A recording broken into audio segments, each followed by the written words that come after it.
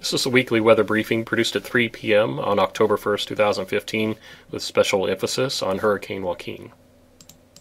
Before we get into the briefing, we want to make sure everyone hears the big message today, and that is regardless of the forecast path for Joaquin, we're going to see a lot of rainfall in Georgia, especially the eastern parts of the state towards the Savannah River.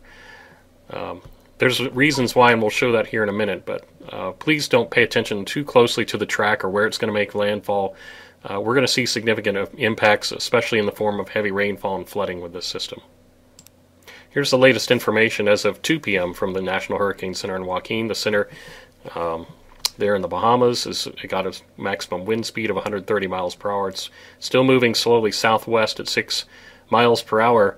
It's going to take a turn to the north, and according to this latest forecast, there's quite a bit of uncertainty in the exact track, but it does appear it's going to be moving north. We have a little bit more confidence than we had this time yesterday, so we're going to watch this closely. And if you're watching this video later on, especially the day following October 1st, we definitely advise you to get the latest information from the National Hurricane Center on their website. Here's some interesting data that we have access to in our computer system at the office. Is sea surface temperature composite data that comes from a variety of satellites, modern, both polar orbiting and geostationary satellites. That reading that you're seeing, the 90.0 Fahrenheit, is correct. It's not a misprint.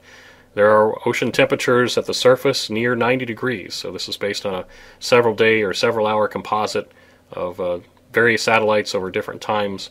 And this is probably a big reason why Joaquin has intensified so dramatically in the last 24 to 48 hours.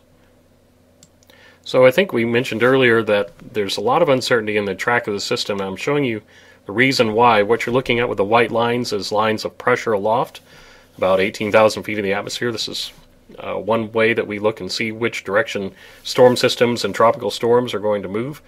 If you see here on this image, we're looking at a forecast for Saturday morning, which is about 2 days from now, and there's a large upper-level low-pressure system over northern Florida, centered over northern Florida. This is a huge factor on where Joaquin is going to go. So at this time on Saturday morning, it looks like this particular computer model is forecasting it to start to take a north turn. If these two systems, these two low-pressure systems, Joaquin Wing 1 and the upper low pressure system to the west being the other, if they're close enough together, they can interact with one another and actually rotate around one another, so that's kind of what we were looking at yesterday at this time, with the upper level low becoming close enough where Joaquin was actually being steered and taking a sharp left turn into the Carolinas. And remember, that's just one or two computer models that we were relying on that were indicating that. There were others that were not. Since that time, there's been more of a northward shift, so there's more separation between the two low-pressure systems, so it appears that with luck that Joaquin will stay on a northward path and not really affect the United States eastern coastline. But the big deal we're going to hear in a moment is that even if it does remain offshore, we're going to see big impacts, especially in South Carolina and eastern Georgia. So before I begin to show you some of the expected rainfall totals we're looking at with from the low pressure system that we're expected to develop this weekend, this is actually not a forecast you're looking at on the screen. This is observed rainfall over the last week to kind of show you how much rain we've seen. We've had some break in the rains over many areas in Georgia the last 2 days, but if you remember prior to that, over last weekend and early this week, we've had a lot of rainfall, especially in North Georgia, Western Georgia, and even into South Carolina and up the Appalachians, even more rain than that. So this whole area, especially South Carolina, North Georgia, along the Savannah River Valley, are prime. They're prone and vulnerable to flash flooding because the grounds are going to be so wet. So our confidence has increased, as I mentioned, on the rainfall potential. It's not so much from Joaquin directly as it is the feed of moisture from Joaquin being absorbed into the strong upper level low pressure system that should develop over northern Florida and southern Georgia this weekend. These rainfall amounts are just a sample of different computer models that we look at. We're not going to focus on any exact one model, but there's indications from several models, not just one or two, that we're going to see a lot of rainfall in eastern Georgia, particularly South Carolina. It's been a little bit consistent over the last 12 to 24 hours. We're definitely going to keep watching that, but we've definitely increased our confidence that no matter where Joaquin goes, we're going to see heavy rainfall. So this is the latest thinking from the National Weather Service Weather Prediction Center on total rainfall through Sunday. And this was earlier this morning, so you definitely want to go to the Weather Prediction Center, WPC's website, to get the latest information, and also our website as well, weather.gov/Atlanta, where you can kind of fine-tune the forecast for your location. So what you're seeing on the screen, especially the right image, just a sample of what may be coming your way, the most likely scenario, if you will, for rainfall through 8 p.m. Sunday. Like I mentioned, you definitely want to get the latest forecast, weather.gov/Atlanta or the WPC website.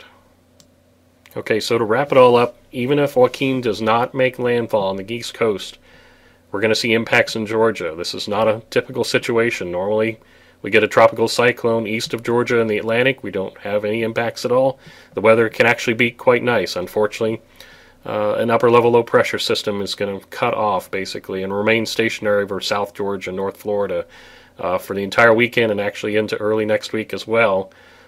We have high confidence with this pattern that the upper-level low will absorb the rich moisture from Joaquin. We're going to see heavy rainfall and likely flooding as well this weekend. 2 to 6 inches is expected. Some amounts over 8 inches are possible towards the Savannah River Valley. If you go towards west central Georgia, they may be in better shape, 1 to 2 inches if you're lucky, but we have to watch this closely. This upper level low is not going to go anywhere anytime soon. It's going to be around even through Monday and Tuesday. If Joaquin, that's a big if it interacts directly with the upper low, if they get close enough to one another, and if that happens, Joaquin could likely make landfall in the mid-Atlantic somewhere, maybe even the Carolinas. If that were to happen, it were to rotate around a little bit closer to Georgia. Because of the intensity of the system, it's a very strong hurricane. There would be wind impacts in the state. So we don't have much confidence that that's going to occur. We just want to throw that out there. If that were to occur, we would probably see 20 to 30 mile per hour sustained winds with higher gusts, possibly some trees down. But again, we're not expecting that at this time. So that's our summary. We hope everyone pays attention to the latest forecast and stay safe.